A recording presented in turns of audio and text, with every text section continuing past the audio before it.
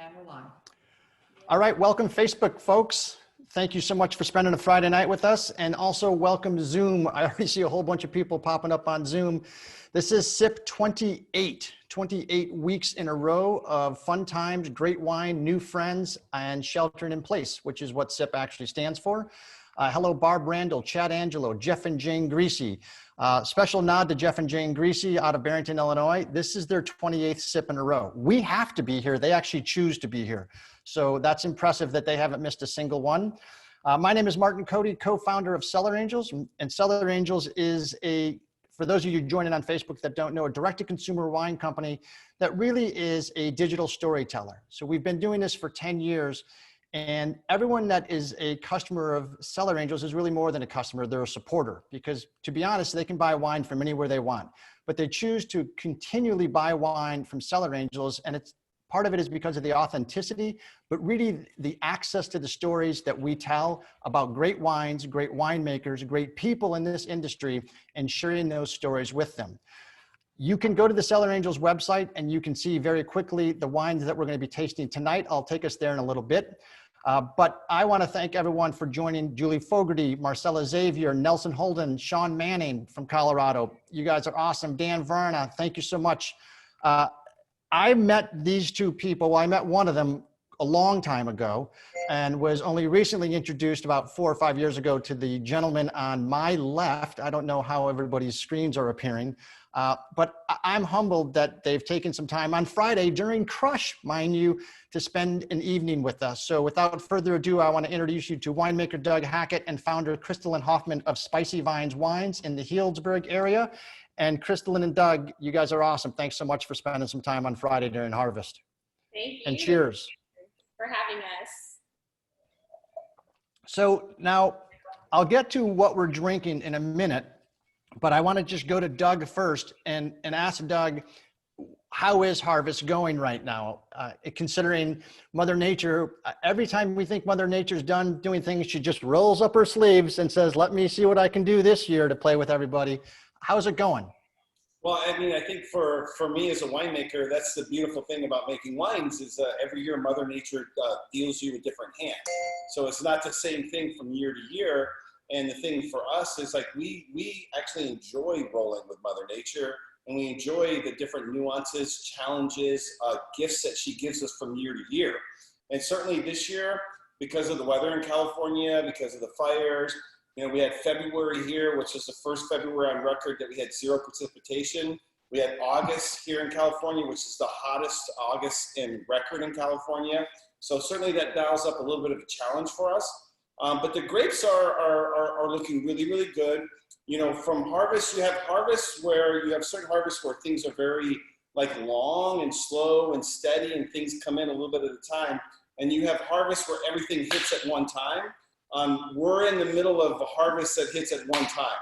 Okay. Yeah, I've been working 14, 16 hours days every day because everything's ready. So everything's coming in at one time. But all the fruit looks amazing. Good. And Crystalyn, I think it's an interesting story that, and I remember I was trying to go back in my records with regards to when you and I first met. And I'm going to guess that it was 2011, 2012 in that time frame. And it was just you were a year or two into the business, but you had one of them, in my opinion, one of the most fascinating stories with regards to a person that actually wanted to start in the wine business. You didn't develop an intellectual patent and strike it rich in Silicon Valley. You didn't inherit, tremendous amounts of wealth, but you were struck by something on some travels in Europe. And I think it's important for people to recognize the journey that you've been on and the incredible strides of success that you've achieved. So I'd like you to share a little bit about what that journey was, how it began, and how you decided to make a business out of this. Thank you so much, Martin. Yes, it has been a journey yes, for sure. So we met, I think it was like 2011, 2012, you're right. This was still just a baby. We had just, I had gone back from Europe. I lived in Germany for about a year. And what I was doing in Germany, I was literally horsing around. I was training in the field of dressage, I was an equestrian my whole life. And I was training under Johann Hinnemann. and competing throughout Europe a little bit and riding. And I was in Germany, and as you may know, in Germany around the holidays, there is, hot mulled wine that's served at the Christmas markets. And it's kind of a fun experience for me to have while I was living there. Didn't think much of it, but when I came back to the States and I was living in San Francisco, I had a cold one year, and I thought, man, I really wish I had some of this hot mulled wine. I think it'll knock my cold. So it kind of started a little, it was actually on a bet, and bet with a friend of mine. Both of us went to the store looking for this hot mulled wine, which of course we couldn't find. So that was, if I was able to find it, I'd pair a sandwich with it, and if not, I'd have to make it myself. So what started a very little project in the kitchen ended up being a year-long process of starting a whole new category of wine with the federal government to legally be able to make and sell spiced wine. We put a little brandy in it, but not quite enough to be fortified. So they didn't really know how to classify us on that front. And we put your 5 chai spices in it, cinnamon, allspice, clove, cardamom, nutmeg. So much like a traditional spiced wine. And so we got the same bottle a year later, and I kind of went to the races just, selling this amazing wine and making cocktails with it and just experimenting really with it. I was so new in the industry and learning. And it's evolved into so much more than what I originally set out to be. And where in Germany? So I was in a little town called Wessel. I always say there were probably more horses than people in this town, but it's close to Dusseldorf or Essen, kind of equal distance to either. And awesome. It was a really amazing experience. I worked very hard that year, and it was awesome to be around the horses and met some amazing people there. And I know the Greases are big equestrians. I think Sean Manning is German, so he probably, you met some of his relatives. I also want to let people know that where I'm standing right now and sitting is outside the Spicy Vines tasting room in Healdsburg. And we're going to, of course, take a Google Earth trip there in a second. And where Doug and Crystalyn are right inside. So this is just a couple blocks off the Healdsburg Square. It is absolutely an idyllic place to sit and taste. And I will tell you, it is easy to get carried away there because the chemistry, the charisma, the passion, the fun that these two exude is evident. They're in an actual tasting room. So if you hear glasses clinking around, that's why, because it's currently open for business, which is what they should be. And that's not an extra back there, that's Declan. So we don't have the budget to have movie extras. So that's actually raw talent right there. Declan's zipping in and out. We're helping some tables up front. So all good. So I think it's fascinating. And all of us, especially those of us that have grown up in the Midwest and certainly in colder climates, you do have those mulled wines around the holidays. And so you came back with this idea that to make it a year-round thing, but also to infuse it into a business and then expand the portfolio. And so now, fast forward to 2020, tell me about the wines that you offer. You've got mixed cocktails. To me, it's like one of the best tasting rooms because you can, if you've been wine tasting for 9 hours and you're wined out, which I know does happen, this is the place to go because they've got something for you. So walk me through that whole journey. Yeah, so we've always, we started, obviously when I started the business, the company, we were already starting outside the box. And we kind of like being outside the box. And we've really, captured all of these different things that we can include in the Spicy Vines experience that aren't just your traditional wine tasting experience. We have obviously Doug's incredible wines, and really it's Doug's history of making wine. This is what, your 23rd harvest? I'm not that old. He won't admit it, but he started when he was 9. His beautiful wines that we're tasting here, and then we usually will finish with the spice, which is the spirit of with Spicy Vines, being a little fun, venturing out, tasting something a little bit different. And in that spirit, we have wine cocktails that are all inspired with that wine on our menu. We might or might not be drinking a cocktail later in the hour with you guys. But we have we've incorporated that into the Spicy Vines experience. Obviously, we have food and we had music every weekend when, pre-COVID. So we just really try to we're a boutique winery with a spirit of fun. That's kind of, in a nutshell, what we do. And I love the aspect of spirit of fun, because everything you do is fun. And Doug, the portfolio has grown considerably, and you've been, as Crystalyn just mentioned, you've had 23 vintages or so.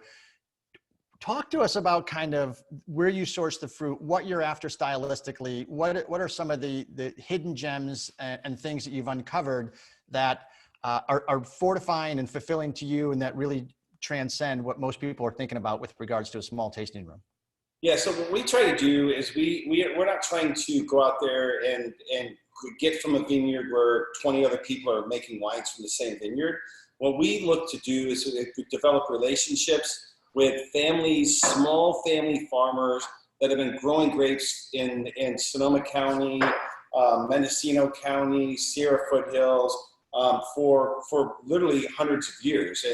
And what we try to do is partner up with part of our relationships and some of the relationships that I've developed over my 20 plus years, and partner up with small families where we're taking all of their vineyards. An example, the Edge blend that we're tasting right now comes from a 5th generation family, 95-year-old vines, old field blend of Cinsault, Carignan, Grenache, Zinfandel. We also do a rosé off of that. We also have a 95-year-old Zin vineyard that we deal with, small little family. Our Syrah comes from the Sierra Foothills, 3,000 foot small little family. You said field blend, and I think it's fascinating. So let me just do a quick thing right now, because I want to show folks this bottle of wine that's currently on the Cellar Angels website. Don't anybody look at this yet. Close your eyes. Don't get excited, Jeff Greasy. Okay, good. You didn't see anything. So this is the Cellar Angels website. And we have the custom collection, which a lot of people are ordering, which is great because it has 6 wines in it. And the sip kit, the sip virtual wine tasting kit right here. If you order that tonight, for the next 6 Fridays, you will have what we're tasting and drinking with the Winemaker. So the Spicy Vines Red Blend, Doug just mentioned it's a field blend. And I've been in this business 16 years. And until we had a conversation with Crystalyn, I was mistaken on what a field blend is. And so I would like you to talk to us about what a field blend is and why it's just so darn fun. Well, I mean, breathing is darn fun, but besides that, what the thing about field blends in the old days, now if you look at the technology of winemaking and especially wine growing, all the vineyards are trellised and they're all nice and neat and they look really nice and it's all one variety, right? But back in the old days when the immigrants came over from Europe and they populated this area here, they would do field blends and they would grow the vines like trees, which is called head trained, right? Head trained vines. So the vines actually grow like trees instead of it being on a trellis, which you're used to seeing now. And in the old days, they wouldn't plant a field with a single variety. Now you're oh, that's a Zin vineyard or that's a Cab vineyard. In the old days, they were let's put 3 or 4 Zins and 4 or 5 Grenaches and 6 or 7 Alicante Brochettes and some Carignan and some Grenache. So they would sprinkle a field with all these different varieties, and then they would just go in and pick it all up at the same time and co-ferment it all together.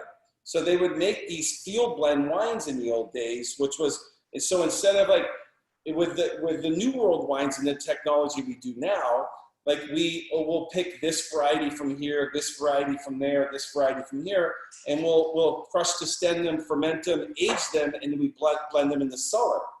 In the old days, they would blend them in the field, and they would just pick the whole field, and that was the field blend. So what was the, and see, I thought it would, your 2 examples right there, I always thought a field blend was just what you described, but it was more a blend of going to certain vineyard blocks, grabbing some Zin, grabbing some Grenache, grabbing some Syrah. But literally, you could take us to a field, and out over that field, all the vines are completely different. Like you said, there might be 3 Cabs, there might be 3 Cinsault, there might be 3 Grenache.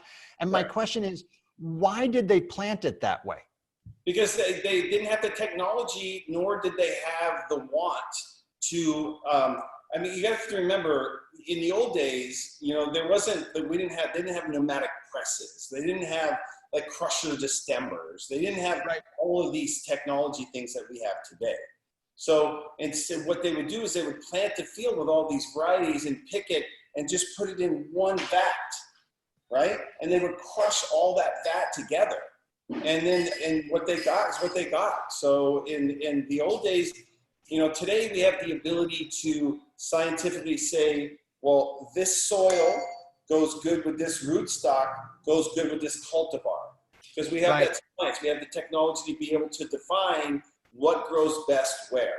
Back then, they didn't have that technology, so they would just scatter it out there and see what happened. Well, and then does that make, like, Alicante Boucher, Grenache, all of these things ripen at different times. So how do you make the determination, oh shoot, this one's ready, that one's not, and how do you, I mean, it's got to be a crapshoot or just a wild ride every single vintage. Right. Well, how does a juggler juggle? Practice. He juggles, right? Right. So it's the same thing with, like, I've been working with this particular vineyard for a large number of years, right? So every year is a different juggling act, and it's just knowing when the sweet spot is, because, you know, that Senso and that Grenache and that Zin and that Carignan are all going to be ready at the different times, right? But the juggling act is to get them in sync about the same time. Right? Okay, got it. That's when you pick it. Interesting. That is fascinating. And that's the wine we're featuring tonight, is the 2015 red wine, the field blend, that's on the website that people have purchased and are drinking along with us all. And, cheers to all you guys out there that are drinking it with us. Cheers, cheers. I like it. And I'm fascinated by the number of people that are in Colorado. Hans, Sean, and I think I saw, is Jim Brubaker on yet? No, Tom Randall, hello, from Florida, and Barb Randall. You don't know the Randalls. They're good friends of the company. They too don't miss one. Both Tom and Barb are on, and they're in different rooms of the house. I haven't figured out why that is. I don't argue with them. But they're great friends of the company. Eric Lefsrud, I'm going to massacre that pronunciation. Thank you so much for joining. So the field blend is a relatively new addition. And Crystalyn, when you work with Doug and actually decide, okay, I'm curious because just for the record, your business partners, and I think life partners would be a good phrase. We are. Yeah. We are. Hey, I work with a spouse. She's off camera. So how's it going so far working with a life partner? I feel very lucky. We haven't killed each other yet, so even with quarantine, but I feel very lucky. Doug's like my best friend, and I work with my best friend, and sometimes we, either kind of I'll work on that end of the, kind of like the people that are watching right now in two separate rooms. The two separate rooms. Yeah, maybe they're onto something. That could be the key to success. Hey, it's hard times. But one of the things I love about the portfolio is the portfolio continues to evolve and grow. Is there any varieties that will never leave, that you're passionate about, both of you, that say this is it? This is never leaving the portfolio. We love this. It's a rock star of a wine. Any sacred gems? All of them. So they're all staying. You're just going to keep expanding. Yeah, but having said that, I think that all the wines that we make, and I'm obviously biased, are outrageously good. And they're small vineyards. Like, when people, it really sometimes, I'm going on a bit of a tangent here, but when someone says, I'm a boutique winemaker, but I'm making 20,000 cases of this wine. Well, that's not really boutique, right? Kind of an oxymoron. We don't make any more than 300 cases of anything we make. We keep everything under 300 cases. So it's everything. I know everything that's going on in every barrel and everything that's happening in the cellar. So we are truly a very artisan cult winery where we don't want to make more than 300 cases of anything, because we want to keep it like exclusive and special. But I mean, to answer your question, I mean, the spice wine is the wine that started it, right? We can't. And so, I mean, if there's a wine that will never be out of the portfolio, it would be the spice red wine, because that's the one wine that started this whole plethora of guffaws that we're living right now. And hold that thought, because I'm going to go to our first poll question, because I think, and I actually write the poll questions, and last week I got one wrong, so there is that. But I think we have a question on polling. And also I want to say hello to Chad Angelo, winemaker, who is also in Colorado. Chad Angelo was our first SIP event 28 weeks ago. So here we go. Get your fingers ready, ladies and gentlemen. The spicy in spicy vines originates from Crystalyn's mom, who was saucy and proud Harley owner. Filling a void in Northern California wine region, as there was no mulled or spiced wines like in Europe. It's cuisine related, as just like in a little spice is mandatory. If anybody gets this wrong, I'd like you to log off, leave the country. Oh, come on, people. Okay, I'm going to give you 10 more seconds. Now people are just getting it wrong on purpose. 5, 4, I might have spelled something wrong. Yeah. Twice. I did it twice. And done. Okay. So yes, answer B is correct. And she created a business. She created a market vertical that didn't exist in California wine. So you have to tip your hat to that, because that is some ingenuity, that is some passion, some persistence. And I know she's got the battle wounds to prove it. But thankfully, that's why we're in wine, because it's a heck of a lot easier to digest that. And I also, now you've got a partner in crime to share the battle wounds with. And Doug, I would be remiss if I didn't ask you to tell me a little bit about the rose hat. Oh, well, I mean, and also, by the way, that's a great set. It pertains to the vineyard we're talking about, okay? Because we do what's called a saignée off of this vineyard. So the Edge Red blend is the red wine we're making from the vineyard, but we do a saignée off there to make a rosé wine. So a saignée, basically, for those of you who don't know it, is there's 2 ways of making rosé. You can go direct to press, or you can crush into stem, which is the old European way, and then you saignée, or you bleed juice from that cold soak before you start fermentation. And so the hat comes from, I was raised by my grandmother, whose name was Violet Rose, and then we do a rosé off of this same vineyard called Violet Rose Rosé, which is a field blend of Cinsault, Carignan, Grenache, Zinfandel, the same as the Edge Red blend, but it's a rosé. And it's a beautiful wine. It's like laying on a bed of roses while you're eating fresh strawberries, watermelon, cherries, and raspberries. And maybe some mushrooms. Only if you're lucky. And the hat is an homage to that? Yeah, it is. So we have friends that put on a festival in San Francisco called the Edwardian Ball every year. Fantastic. Oh, yeah. That's a festival. So we make all the wine for their festival. And then along with, they sell the spice wines there, and they make a lot of cocktails.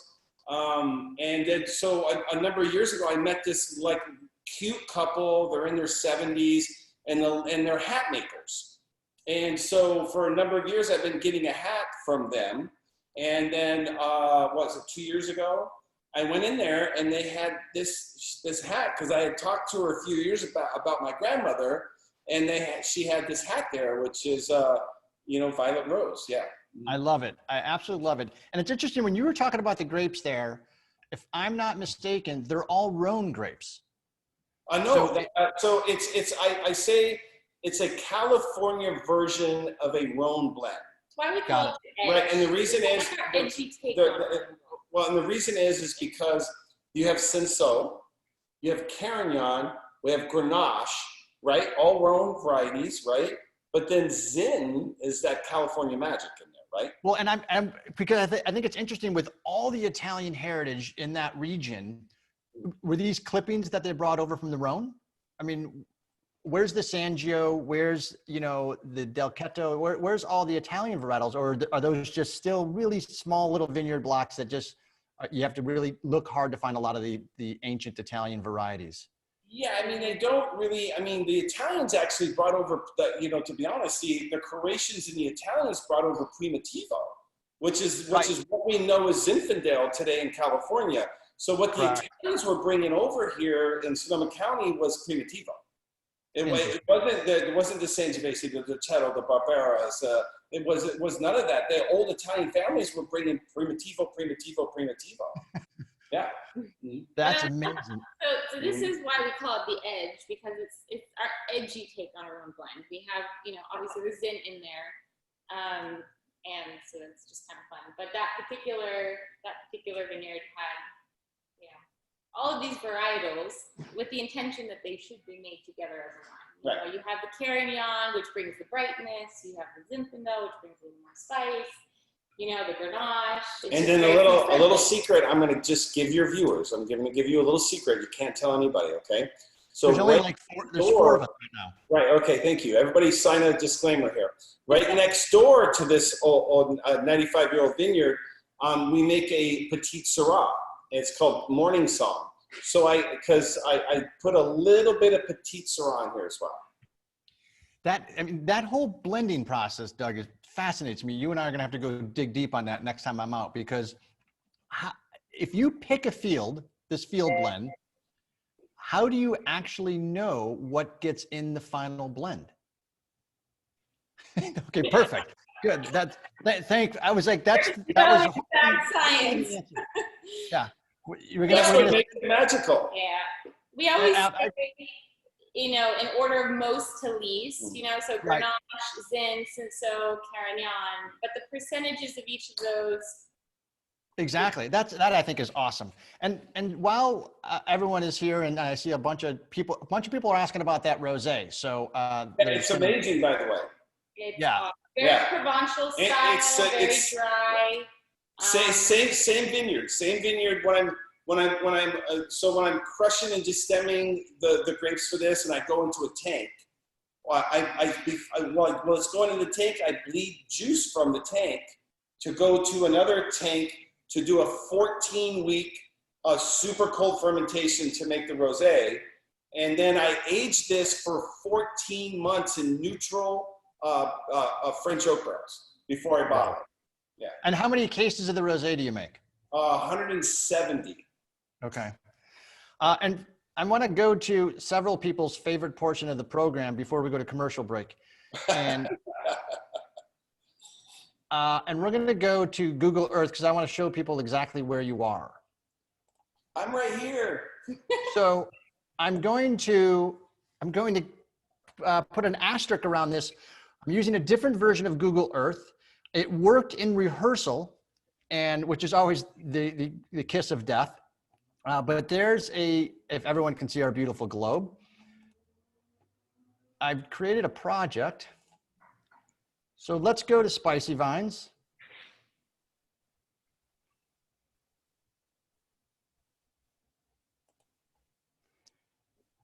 So there you have Spicy Vines on Center Street, I believe, yes? We are on Healdsburg Avenue. We are on the main avenue that goes through Healdsburg. So where Denise took this picture over my shoulder, they are sitting, I would be sitting right out here. They're sitting right inside this building. And I created, check this out, I created a walk. So hopefully this works. So this is where I usually start my days when I'm in the valley.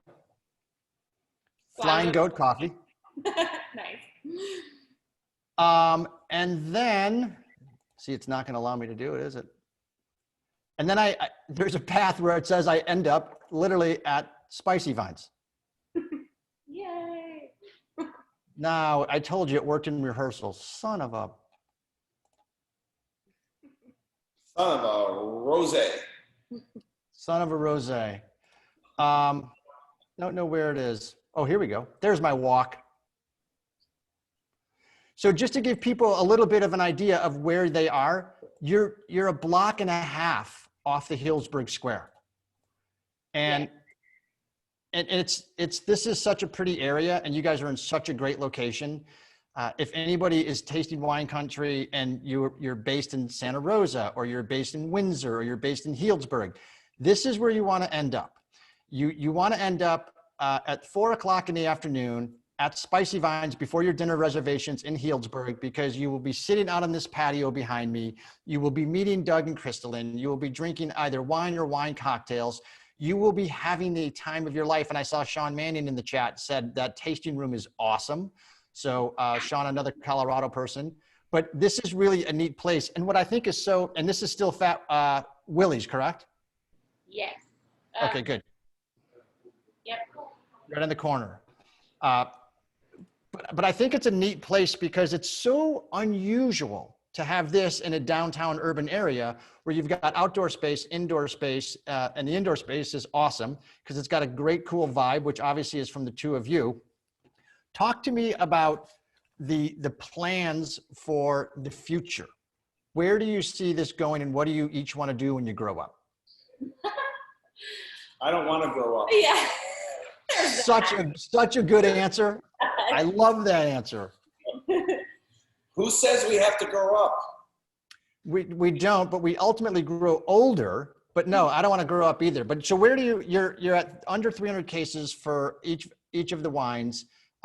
What do you see in the future? Well, we've had a really awesome kind of development this year. We partnered with Pine Mountain Vineyards, and we've moved our production actually up to right behind our house, which has been a really awesome growth for our business. The winery's at 2,400 foot elevation. The views are terrible. They're absolutely terrible. But we have, it's just a really quaint facility that we're able to make our wines right now, and we just feel so fortunate to be able to do this. And that was a really awesome growth step for us this year, to kind of have a facility like this where we can make our wines, and instead of a big custom crush facility, right, where we share with multiple wineries. This is just kind of something that we can do. I have another winemaker that actually has a question, and I want to get back to that answer on what you just said about Pine Mountain for a second. But Stephanie Trotter is a Caria. It was one of 16 children. So she knows a thing or two about hand-me-downs, but she's also a winemaker in Napa. And she was curious about your tasting room. Are you guys open to the general public? Are you open by appointment only during this crazy time? Or walk us through the hours and how things are working now. So we are noon to 6 daily. And we are by appointment only because our patio space, as you can see behind you, Martin, is limited. But it goes all the way out now to the fountain. But we are by appointment only, noon to 6. Please make a reservation, and we are open. In fact, our patio is pretty much full right now. And we do accept walk-ups if there's space, right? So if all of our seating, because right now in California it's still outside seating only, and so if all of our seating is full, then we're sorry. But if you walk up and we have space, we'll seat you, right? Yeah. That's awesome. So awesome. Congratulations for you guys for adapting and pivoting. That's great. I'm getting, the studio is telling me to go to the next poll question. What studio? So, are we in a studio? All right, Doug, this one is actually for you. Yeah. And since 8 people got the last one right, the money did not roll over. So this one is not worth that much, but it's still very, very important. Right. If Doug had a favorite block of wines, it would be the New Kids on the Block off Pine Mountain, the Patio Block on Pine Mountain, the Chip off the Old Block in Alexander Valley. Now, don't answer yet. I'm not certain if I like the way Doug is thinking so hard about this. Am I supposed to answer this? Not yet. Not until the polling's done. Not until the polling's done. I see a bunch of answers coming in. We need a little bit more. I need a couple more people. Put down the appetizers. All right, we're gonna go 5, 4, 3, 2, 1.5, 1.25, 1 end polling. So apparently we need to name a vineyard block New Kids on the Block and get some SEO rankings, because that would be awesome. But there's a toss up between the patio block and the chip off the old block. And when you answer the question, I will tell you where I got the question from. So please reveal the answer on your favorite block. It's right here, man. It's the patio block. It's where we make it's a small little block. It's about 1/3 of an acre. This is the Cab Franc I have in front of me right now. It's Cab Franc Petite Verdot. I get about 2 tons of Cab Franc off it every year, about 1/2 ton of Petite Verdot. I do 100% of each. The Petite Verdot is like taking your grandmother's blueberry pie and going, the Cab Franc is like eating your grandmother's blackberry cobbler. It's like one of my favorite vineyards to work with every year. And it's this teeny little block, and it's Cab Franc Petite Verdot. Amazing. And the reason why I brought that up, because I saw a video on your Facebook page a while back, the two of you sitting on the patio. Oh, yeah. And Doug, you were, as you do, effusively waxing poetic on the patio block. And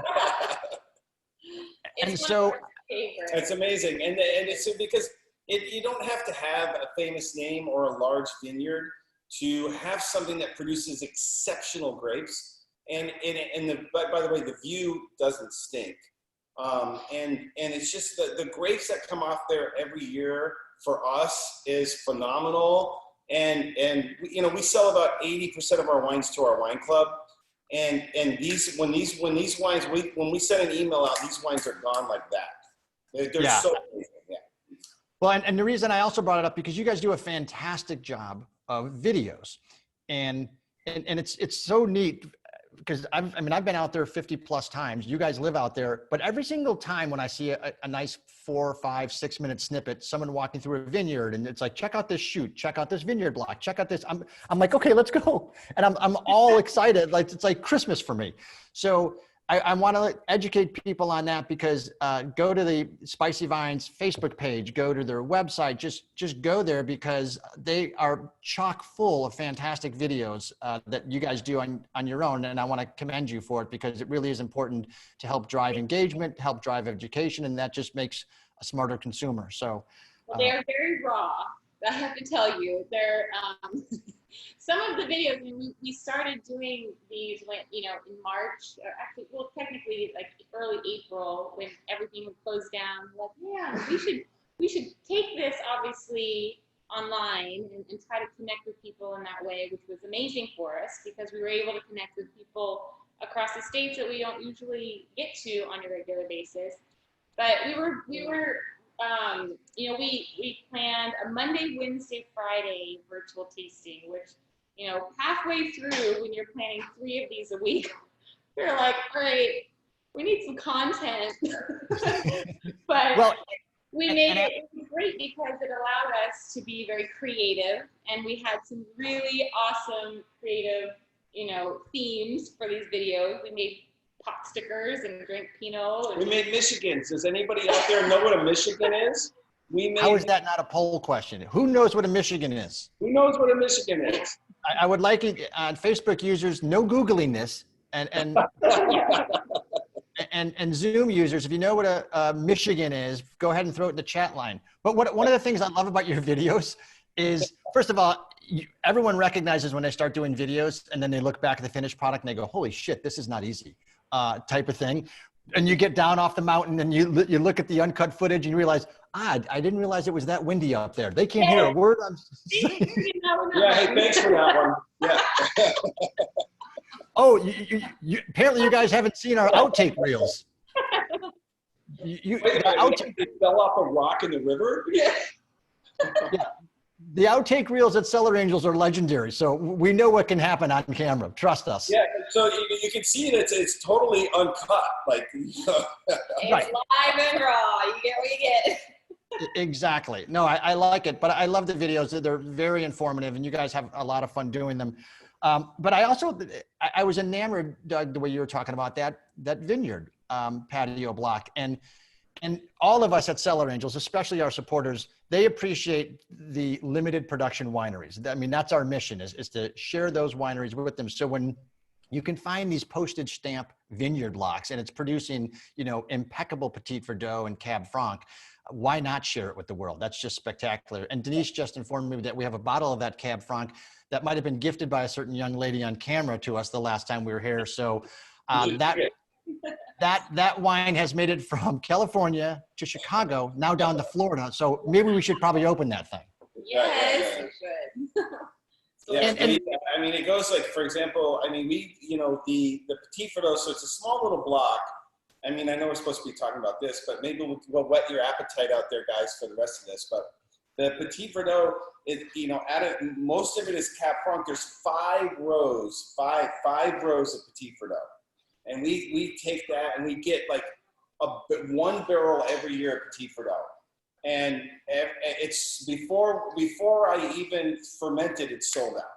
I mean, like from our wine club, people are just like dialed into that Petite Verdot. And a lot of people are afraid to make 100% Petite Verdot or 100% Cab Franc. The Cab Franc is because of the pyrazine levels on it. It tend to be a little bit vegetal. And because of the Petite Verdot, it can tend to be a little bit aggressive and tannic, right? But okay, well, let me, Doug, let me stop you there because I do, and I promised people that I would never get geeky, but I do want to get geeky on this one point because, and you're just the man to do it. So, you just said a word, pyrazine level. I think you said pyrazine. I'm certain you didn't say kerosene, but no. That's if we're drinking scotch. Exactly, or sometimes Viognier. But now it's interesting because when we used to have the wine store in Chicago, you're right. You do find a lot of Cab Francs that have that vegetal green pepper characteristic that is very off-putting for me. And I think it's off-putting for a lot of people.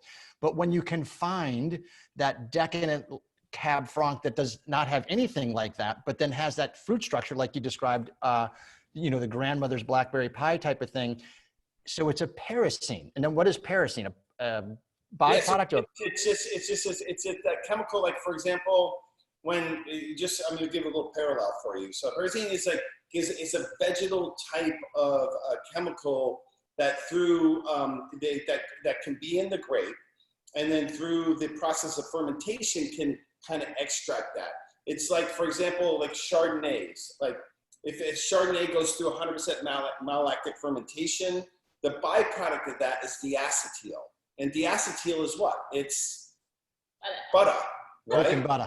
Right, and so it's just a chemical conversion that happens within the fermentation of that grape, right? Does it have anything to do with hang time, picking too early, or anything like that? No. I mean, if you pick too early, I mean, picking that's a whole nother thing. Like when you choose to pick, is a whole nother deal. But I think that with this vineyard and what we do with it, so like. We don't use chemistry. We are very old school. Like everything we do in our winemaking is like hands off, old school. Like I'm not throwing all this stuff at the wines to change its character. We're allowing that we go vineyard to barrel to bottle. We don't filter. We're not trying to change anything in the wines. From year to year, the wines are going to be different because Mother Nature throws us a curveball one year, a fastball another year, a sinker the other year. But for us, it's like we want to honor that, right? Like I don't want my wines to taste the same every year. What we want to honor what Mother Nature gives us. Right. Everyone at Cellar Angels, every supporter we have appreciates the vintage variety. They love that. No one likes formulaic wine. Yeah. At least that are customers of ours, and if they do, they don't stay customers long because we don't like them.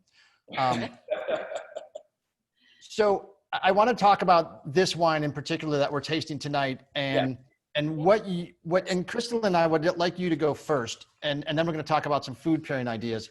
But tell me a little bit about the flavor profile of this and it's so approachable, and it's a 2015. So you got, 5 years of age. It's nothing to sneeze at. And it's just outstanding. So Crystalyn, tell me what strikes you in this wine, and this isn't a quiz or anything.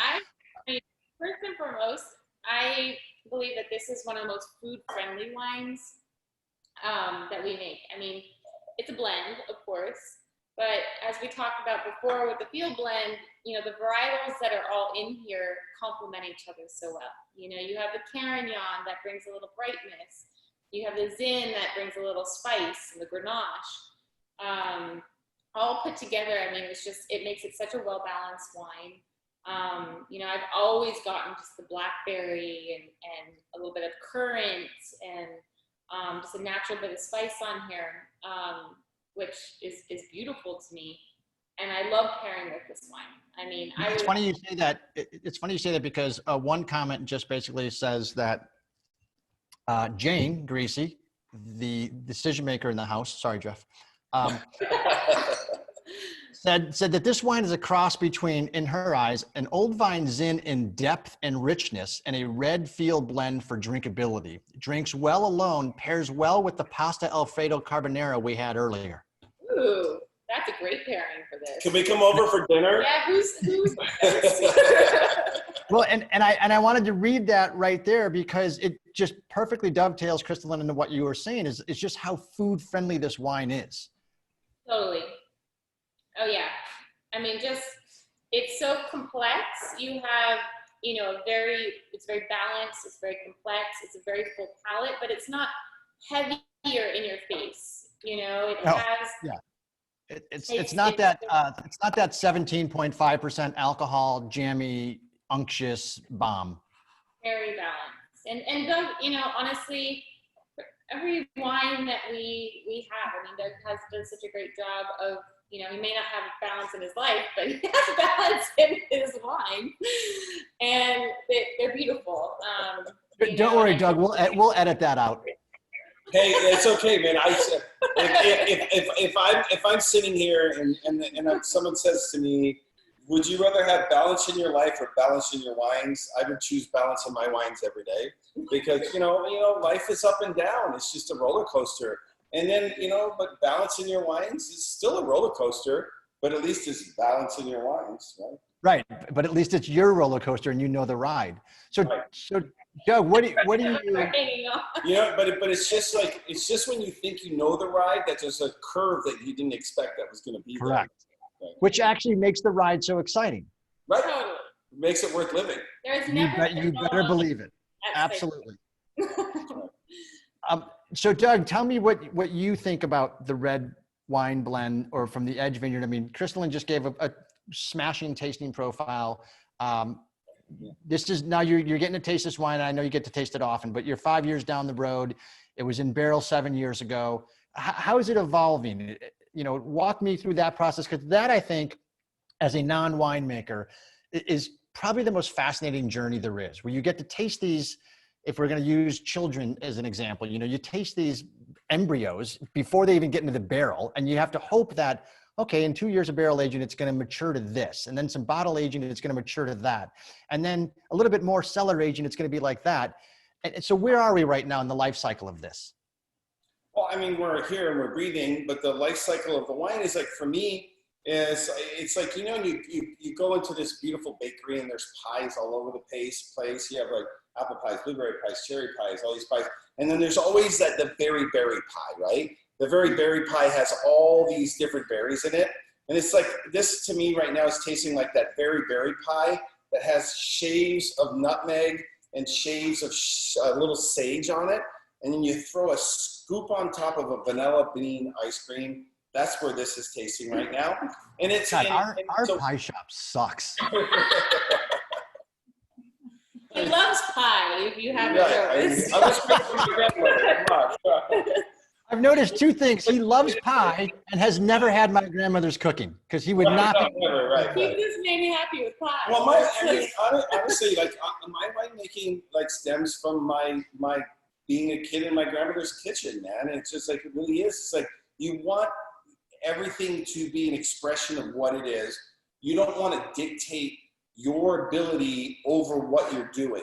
You want what you're doing to be the predominant dictator, and you're just a shepherd. Like, you want to like move it along, but you don't want to dictate what you want it to be. You want to allow it to be everything it wants to be. And for all you parents out there, it's the same thing, kind of thing. I have 2 boys. It's really hard to allow them to just grow into what they want to be, right? You kind of want to like, oh, you got to do this.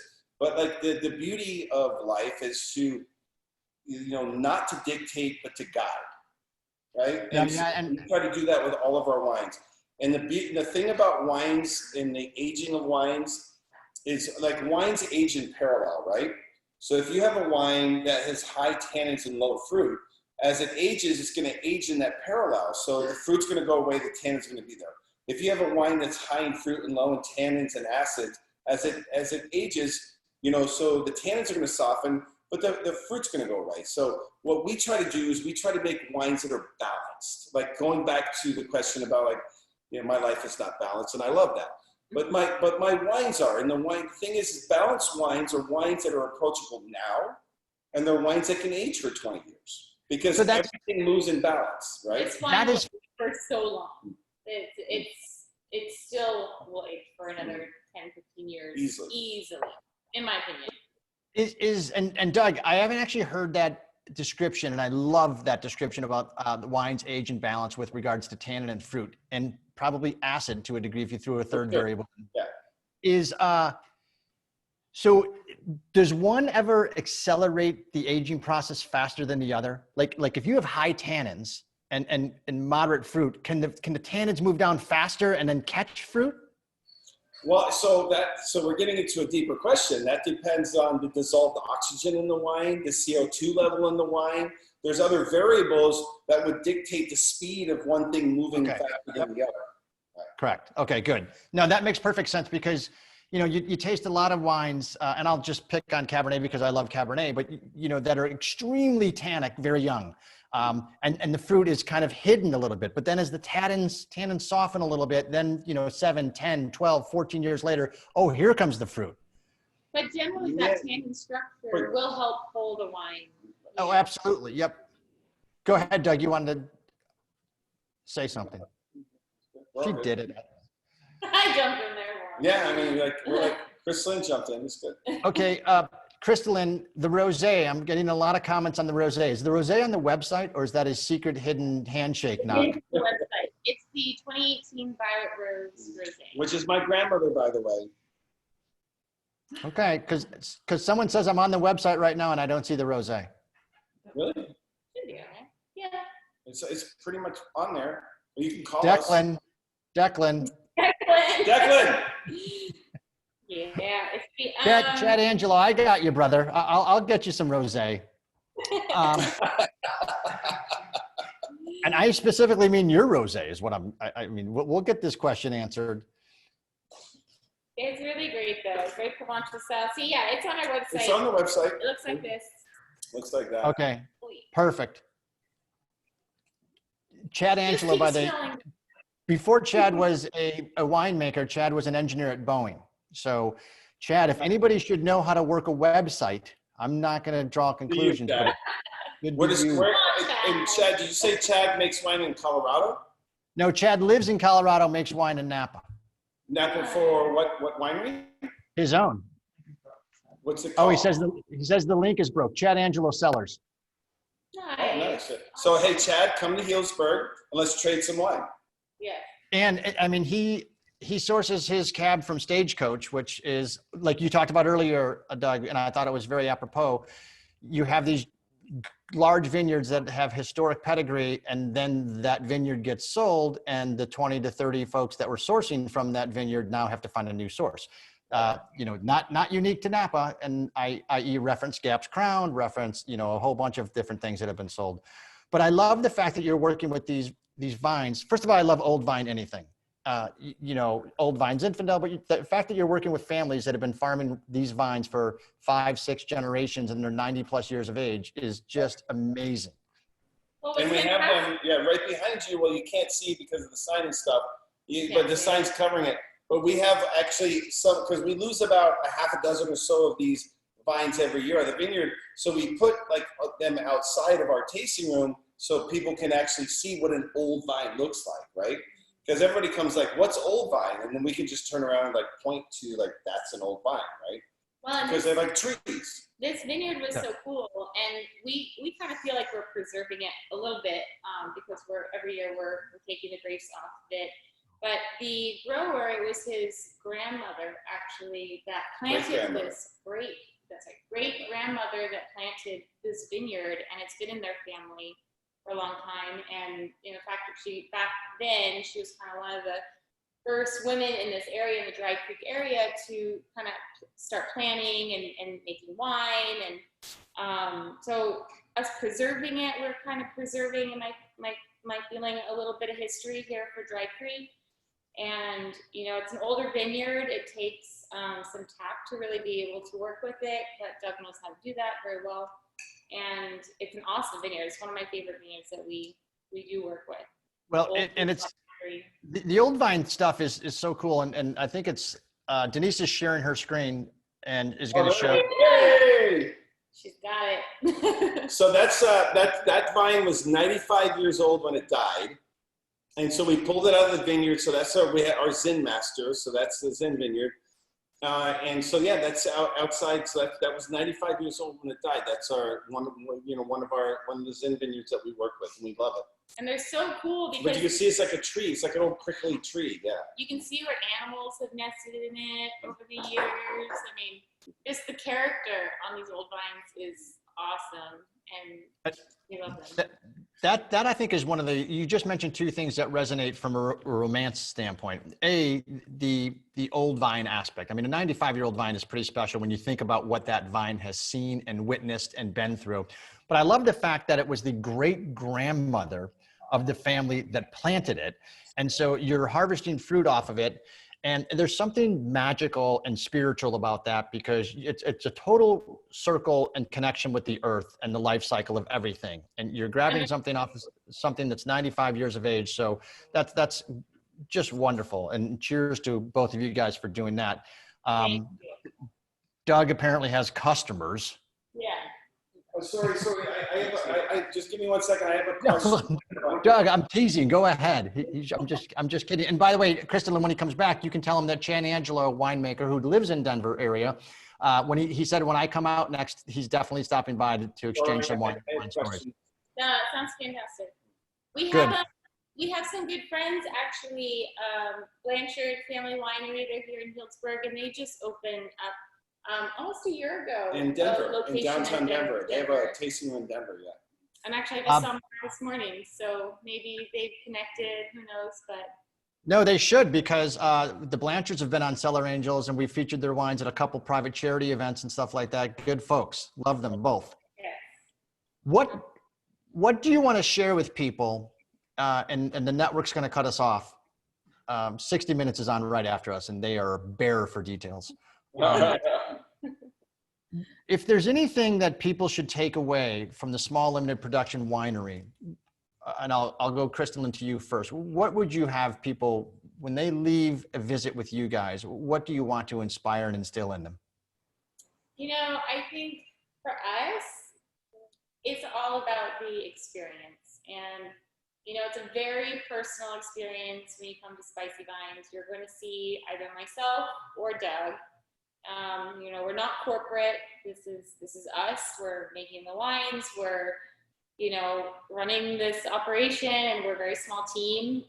You see the love, you see the passion, and I think, and you can talk with us, and that kind of through osmosis is shared with people. And I think that's the biggest takeaway that people get when they visit Spicy Vines. That, and, we're not afraid to have a little fun, maybe some cocktails.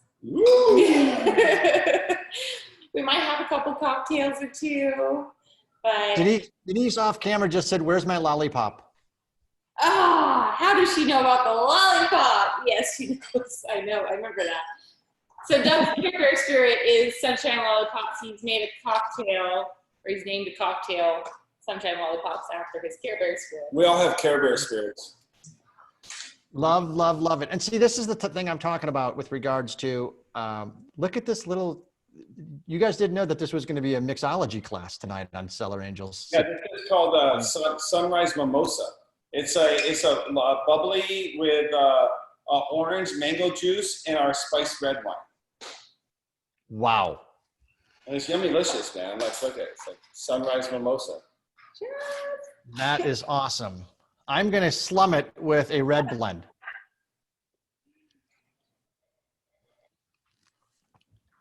So Well, we I have think stuff like this as spicy wines. That's always a fun takeaway.